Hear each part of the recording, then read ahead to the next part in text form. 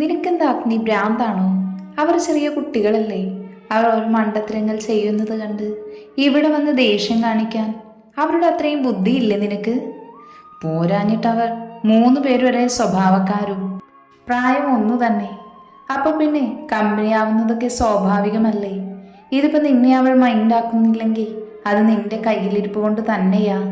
ആ ഗ്യാപ്പിൽ അവൻ കയറിയങ്ങ് അവളോടടുത്തു, അത്രേ ഉള്ളൂ. അവൻ്റെ അടുക്ക ഞാൻ തീർത്ത് കൊടുക്കുന്നുണ്ട്. പുല്ല് വലിച്ചു പറിച്ച് ഞാൻ താഴെയിടും. അഗ്നിമുഷ്ടി ചുരുട്ടി പിടിച്ച് ദേഷ്യം കൺട്രോൾ ചെയ്ത് പറഞ്ഞു. കൊല്ലണ്ടറിയ, പേടിപ്പിച്ച് വിട്ടാ മതി. ശിവക്കൂട്ടത്തിലിരുന്ന് എരിവ് കയറ്റി. ഇതധിക കാലം വെച്ച് പൊറപ്പിക്കൂല ഞാന്. അവൻ്റെ പപ്പും കൂടെ പറിച്ച് വെളിയിൽ കളഞ്ഞില്ലെങ്കിൽ എൻ്റെ പേര് മംഗലത്ത് അഗ്നിദേവെന്നല്ല. എന്തൊക്കെയോ മനസ്സിൽ തീരുമാനിച്ചുറപ്പിച്ച് നിൽക്കുന്നവനെ നോക്കി ഇനി എന്തൊക്കെ നടക്കുമെന്നറിയാണ്ട് ദീർഘനിശ്വാസം എടുത്ത് നിന്നുപോയി വിച്ചുവും ശിവയും. എന്നാൽ ഇതൊന്നും അറിയാതെ അഗ്നിയെ എങ്ങനെ വീണ്ടും എരിവ് കയറ്റാമെന്ന ഗവേഷണത്തിലാണ് നമ്മുടെ അക്കുവും ടീമും. വൈകിട്ട് അഗ്നിയുടെ കാറ് ഗേറ്റ് കടന്നു വരുന്ന ശബ്ദം കേട്ടതും അടുത്ത പണിക്കുള്ള തയ്യാറെടുപ്പിലാണ് അനുവും അക്കുവും. ആമി പിന്നെ അഗ്നിയെക്കുറിച്ച് പേടിയായതുകൊണ്ട് അവരുടെ പ്ലാനിങ്ങിൽ ഉണ്ടാവില്ല. അവർ പറയുന്നത് മനസ്സില്ല മനസ്സോടെ ചെയ്യുന്നു എന്നേ ഉള്ളൂ. അകത്തേക്ക് കയറി വന്ന അഗ്നിയുടെ കൂടെ വിച്ചുവും ഉണ്ടായിരുന്നു. ഉദ്ദേശം വേറൊന്നുമല്ല, പുതിയതായി ലാൻഡ് ചെയ്ത ജന്മത്തെ കാണുക തന്നെ. ആഹാ, ഇന്നെന്ത് പറ്റി നേരത്തെ? ശാലിനി അവർക്കടുത്തേക്ക് വന്ന് ചോദിച്ചു. ഒന്നുമില്ലമ്മായി, വെറുതെ. ഇന്നധികം വർക്കുണ്ടായിരുന്നില്ല, അതുകൊണ്ട് നേരത്തെ ഇങ്ങ് ഇറങ്ങി. അഗ്നിയുടെ കണ്ണുകൾ ആമയെ തിരയുന്ന തിരക്കിലായതുകൊണ്ട് തന്നെ മറുപടി വിച്ചുവാണ് പറഞ്ഞത്. ആഹാ, അത് നന്നായി. അക്കുവിന് പായസം വേണമെന്ന് പറഞ്ഞിട്ടേ അഭിമോൾ അതുണ്ടാക്കുകയായിരുന്നു. എന്തായാലും ഇനി കുടിച്ചിട്ട് പോയാൽ മതി. ശാലിനി അതും പറഞ്ഞ് അകത്തേക്ക് നടന്നതും ഇപ്പൊ എങ്ങനെയുണ്ടട തെണ്ടി എന്ന എക്സ്പ്രഷനിൽ അഗ്നി വിച്ചുവിനെ നോക്കി. ഇപ്പൊ നിനക്ക് വിശ്വാസമായിട പുല്ലേ. അതിന് ഞാൻ എന്ത് ചെയ്തു എന്ന ലുക്കിൽ അവൻ തിരിച്ചു. പതിയെ അവൻ 2 പേരും അടുക്കളയിലേക്ക് നടന്നപ്പോഴേ കേട്ടു അകത്തു നിന്നുള്ള ബഹളം. അനു, അങ്ങോട്ട് മാറി നിൽക്ക് പെണ്ണേ. അഭി ഉണ്ടാക്കുന്ന കണ്ടില്ലേ നീ? അതിൻ്റെ ചോട്ടിൽ പോയി നിന്ന് 2ഉം കൂടി അതിനെ ശല്യം ചെയ്യാതെ. അമ്മ പോയേ, ഞങ്ങൾ നോക്കിക്കോളാം ഇത്.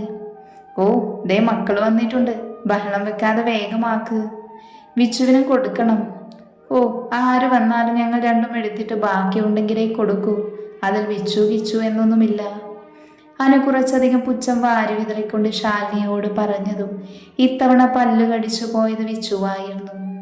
ആമയോട് അഗ്നി അകലം പാലിക്കാൻ തുടങ്ങിയത് മുതൽ പെണ്ണ് കലിപ്പിലാണ്. 2 ദിവസമായി വലിയ മിണ്ടാട്ടവുമില്ല. എല്ലാം കൂടി കൂട്ടി വായിക്കുമ്പോൾ അവൻ ആകെ ഒരു വശപ്പിശക് മണത്തു.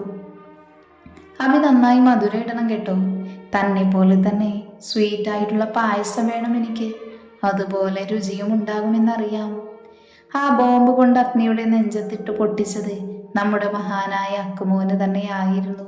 വിച്ചു നോക്കുമ്പോൾ മുഷ്ടി ചുരുട്ടി പിടിച്ച് പല്ല് കടിച്ച് നിൽക്കുവാണ് അഗ്നി.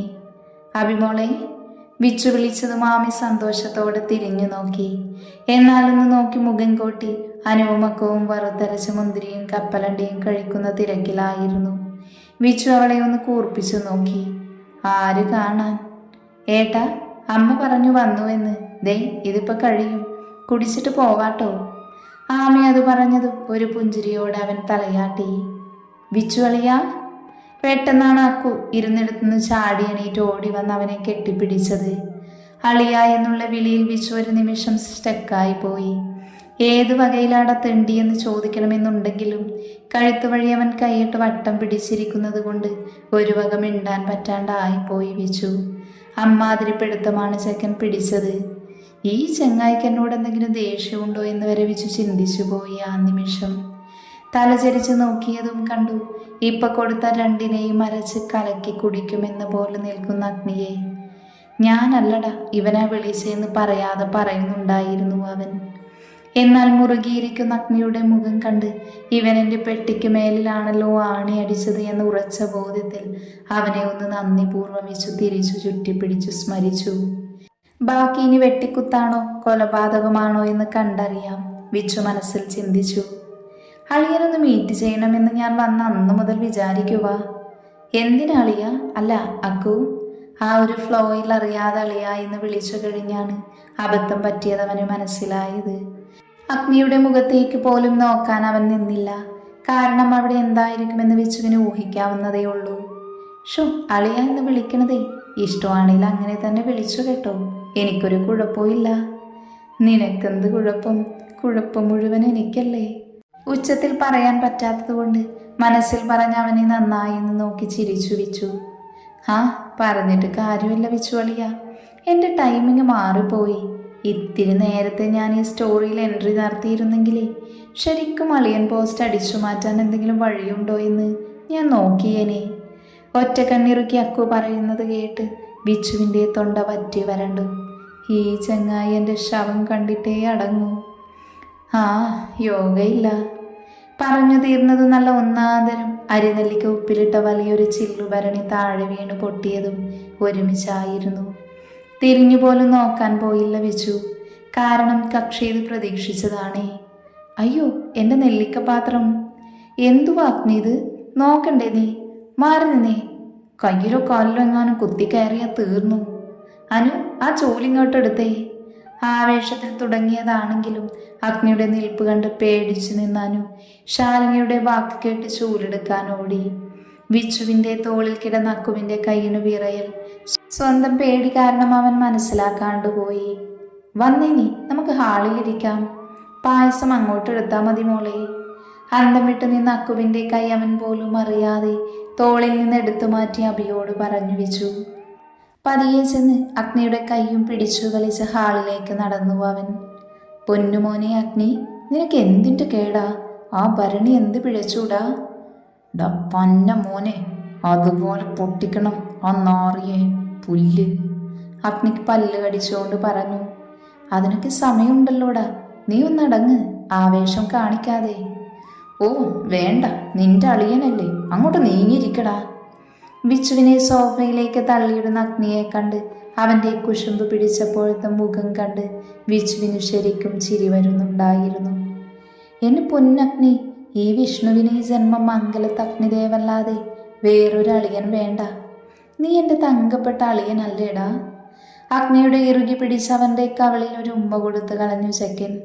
അയ്യേ, മാറിയിരിക്കടാ നാറി, എനിക്ക് നിന്റെ ഉമ്മയും കുമ്മയൊന്നും വേണ്ട. വിച്ചുവിനെ തള്ളി മാറ്റി ഷട്ടിലായി മുഖമൊന്ന് അമർത്തി തുടച്ച് കളഞ്ഞു അവൻ. കണ്ടോ കണ്ടോ, നിനക്കൊരു സ്നേഹവും ഇല്ല. അവൻ ആരുന്നേലെ വാങ്ങിയേനെ. അകത്തുനിന്ന് പാട്ടും പാടി നടന്നു വരുന്ന അക്കുവിനെ ചൂണ്ടിക്കാണിച്ച് അവൻ അത് പറയുമ്പോൾ ഈ നാറിയെ എങ്ങനെ തട്ടിക്കളയാമെന്ന് റിയാക്ഷൻ ഇട്ടിരിക്കുവായിരുന്നു അഗ്നി. പായസവും കുടിച്ച് കഥയും പറഞ്ഞ് വിച്ചുവും അക്കുവും മാമിയും അനുവും ഇരിക്കുന്നത് നോക്കി അഗ്നി ഇരിപ്പാണ്. ശാലിനി ഒരു ചിരിയോടൊക്കെയും കേട്ട് മറുപടി പറഞ്ഞു കൂടെ തന്നെയുണ്ട്. പെട്ടെന്നാണ് മുറ്റത്തേക്കൊരു കാറ് വന്ന് നിന്നത്. ആരോ ഇപ്പത്? നോക്കട്ടെ. വേണ്ടെന്നേ, ഞാൻ നോക്കാം, അമ്മ അവിടെ ഇരിക്ക്. ആരാന്ന് വന്നതെന്ന് നോക്കാൻ എഴുന്നേൽക്കാൻ തുടങ്ങിയ ശാലിനിയെ തടഞ്ഞുകൊണ്ട് ആമി തന്നെ ചെന്ന് വാതിൽക്കൽ നിന്ന് നോക്കി. ആഹാ, അച്ഛനാണല്ലോ. അമ്മേ, അച്ഛനാട്ടോ.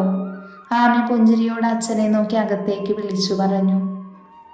കാണാതെ പോയ മകനെ തപ്പി ഇറങ്ങിയതാവും. അനുവിൻ്റെ വക കൗണ്ടർ തുടങ്ങിയപ്പോൾ തന്നെ അവളുടെ തലയ്ക്ക് പുറകിൽ നല്ലൊരു തട്ട് വെച്ചു കൊടുത്തു വിച്ചു. അമ്മേ, എൻ്റെ തല. ആഹാ, കയറി വായേട്ടാ, ഇരിക്ക്, ഞാൻ കുടിക്കാൻ എന്തെങ്കിലും എടുക്കാം. ശാലിനി വെപ്രാളപ്പെട്ട അടുക്കളയിലേക്ക് പോകാൻ നിന്നതും കൃഷ്ണൻ പുറകിൽ നിന്ന് വിളിച്ചു പറഞ്ഞു. ഹാ, നീ ഇങ്ങനെ തിടുക്കം കൂട്ടാതെ ശാലു, ഞാൻ വന്ന് കയറിയതല്ലേ ഉള്ളൂ. നീ ഒരു ഗ്ലാസ് തണുത്ത വെള്ളം ഇങ്ങെടുക്ക്. കൃഷ്ണൻ പറഞ്ഞതും തലയാട്ടി വേഗം തന്നെ അടുക്കളയിലേക്ക് നടന്നു. ആഹാ, അഗ്നിമോൻ ഇവിടെ ഉണ്ടായിരുന്നു. കൂടിയിരിക്കുന്നവരിൽ നിന്ന് കുറച്ചു മാറി സോഫയിലിരിക്കുന്ന അഗ്നിയെ നോക്കി കൃഷ്ണൻ പറഞ്ഞു. അതേതായാലും നന്നായി മോനെ, ഞാനൊന്ന് കാണാനിരിക്കുവായിരുന്നു. ചില കാര്യങ്ങൾ സംസാരിക്കാനുണ്ട്. കൃഷ്ണൻ പറയുന്നത് എന്തെന്ന് മനസ്സിലാവാതെ വിച്ചു അടക്കമെല്ലാം അയാളെ തന്നെ നോക്കിയിരിപ്പാണ്. ഇന്നായിട്ടാ കുടിക്ക്. ശാലിനി കൊണ്ടുവന്ന ഗ്ലാസ് വാങ്ങി നേർമയിൽ ഒന്ന് ചിരിച്ചുകൊണ്ട് ഒറ്റ വലിക്ക് തന്നെ കൃഷ്ണൻ വെള്ളം കുടിച്ചു. എന്തേട്ടാ പെട്ടെന്ന്? എന്തേലും കാര്യമുണ്ടോ? അതോ ചുമ്മാ ഇറങ്ങിയതാണോ? ഏട്ടത്തിയെ കൂടെ കൂട്ടായിരുന്നില്ലേ? ഞാൻ വിച്ചുവിനോട് പറഞ്ഞു മടുത്തു. വെറുതെയല്ല ശാലു, കാര്യമുണ്ടെന്ന് കൂട്ടിക്കോ. ഞാൻ ജോത്സരി ഒന്ന് കാണാൻ പോയതാ. കുട്ടികളുടെ സമയമൊക്കെ ഒന്ന് നോക്കാനേ. എന്തു പറ്റിയേട്ടാ? എന്തേലും കുഴപ്പമുണ്ടോ?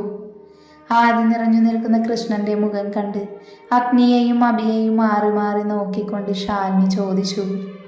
ഏയ്, അവർക്ക് രണ്ടുപേർക്കും ഇനി അങ്ങ് നല്ല സമയമാ. ഉണ്ടായിരുന്ന പ്രശ്നങ്ങളെല്ലാം ഒക്കെ ഒഴിഞ്ഞു പോയെന്നാ പറഞ്ഞേ. ഭാഗ്യം, ഞാനങ്ങ് പേടിച്ചു പോയി. ശാലിനി നെഞ്ചിൽ കൈവച്ച ആശ്വാസത്തോടെ പറഞ്ഞു.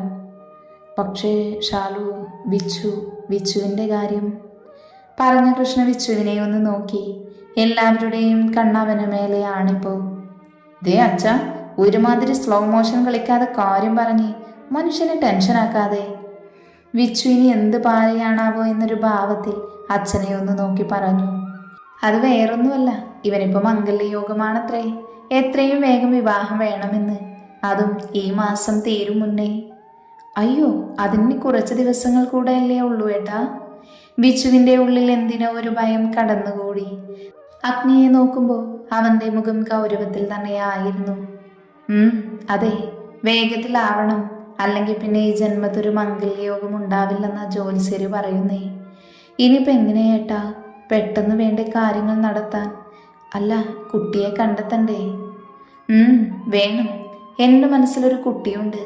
എൻ്റെ മരുമകളാവണമെന്ന് മനസ്സുകൊണ്ട് ഞാൻ ആഗ്രഹിച്ച കുട്ടി. ഇപ്പോഴും അത് തന്നെയാ ആഗ്രഹം. അനുവിൻ്റെ കണ്ണുകൾ എന്തിനോ നീറിപ്പുകഞ്ഞു. അറിയാതെ ഒരു നൊമ്പരം ഹൃദയത്തെ മൂടുന്നു. ആഹാ, എന്നാ അത് നോക്കാലോ. നമ്മുടെ കുടുംബത്തിൽ തന്നെ ഉണ്ടല്ലോ മിടുക്കികളായ കുട്ടികള്. അച്ഛൻ എന്തൊക്കെയായി പറയുന്നേ? ഇതൊന്നും നടക്കൂല. അങ്ങനെ ആരെയെങ്കിലും കെട്ടാനൊക്കുവോ? അനുവിൻ്റെ മുഖത്തെ വേദന കണ്ടതും ഇരുന്നിടത്തുനിന്നും എണീറ്റ് വെച്ചു അലറി. പറ്റും, കെട്ടണം, കെട്ടിയേ ഒക്കൂ. ഞാൻ പറയുന്ന കുട്ടിയെ തന്നെ എൻ്റെ മോന് കെട്ടും.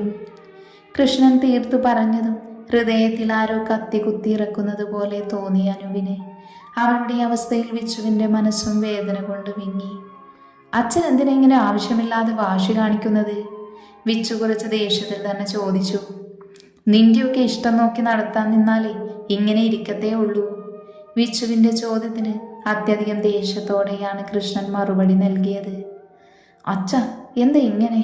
ഏട്ടന് ഇഷ്ടമല്ലാതൊന്നും വേണ്ട, പ്ലീസ് അച്ഛ. ആമി കരച്ചിലിൻ്റെ വക്കോളം എത്തിപ്പോയിരുന്നു. വേണ്ട മോളെ, ഞാനൊന്നും ഇനി കേൾക്കാൻ തയ്യാറല്ല. ഞാൻ തീരുമാനിച്ച വിവാഹം നടക്കണം, അത്രേ ഉള്ളൂ. അല്ലാതെ മറ്റൊന്നും എനിക്ക് പറയാനില്ല. കൃഷ്ണൻ എല്ലാവരെയും നോക്കി തീർത്തു പറഞ്ഞു. അത് നടക്കില്ല അച്ഛ. നടക്കില്ലെന്ന് പറഞ്ഞോ? നടക്കില്ല, അത്ര തന്നെ. വിച്ചുവിൻ്റെ ശബ്ദം വല്ലാതെ ഉയർന്നു കേട്ടു. മംഗലത്ത് വീടിനുള്ളിൽ പ്രതിധ്വനിച്ചു. നടത്തുമെന്ന് പറഞ്ഞത് ഈ കൃഷ്ണനാണ്. അയാളും വിട്ടുകൊടുത്തില്ല. അതേ അച്ഛൻ്റെ മകൻ തന്നെയാ ഇത് നടക്കില്ലെന്ന് പറയുന്നത്. അതെന്തുകൊണ്ടാണെന്ന് എനിക്കറിയേണ്ടത്. അച്ഛൻ പറയുമ്പോൾ മറ്റൊരുത്തിയുടെ കഴുത്തിൽ താലി കെട്ടാനല്ല, ദേ ഈ നിൽക്കുന്നവൾക്ക് ഞാൻ മോഹം കൊടുത്തത്. മരണം വരെ എൻ്റെ കൂടെ എൻ്റെ ഭാര്യയായി അവൾ ഉണ്ടാകുമെന്ന ഉറപ്പില്ല ഞങ്ങൾ പരസ്പരം സ്നേഹിച്ചത്. അവളെ ഉപേക്ഷിക്കേണ്ടി വന്ന ഈ വിഷ്ണു മരിക്കണം. പാഞ്ഞു വന്ന് അനുവിൻ്റെ കയ്യിൽ പിടിച്ചു വലിച്ച് തൻ്റെ നെഞ്ചോട് അവളെ ചേർത്ത് പിടിച്ച് വല്ലാത്തൊരുറപ്പോട് അവൻ പറഞ്ഞു നിർത്തി. അഗ്നിയും കൃഷ്ണനും ഒഴികെ ബാക്കി എല്ലാവരും ഒരു പകപ്പോടെ അവരെ തന്നെ ഉറ്റുനോക്കി നിൽപ്പാണ്.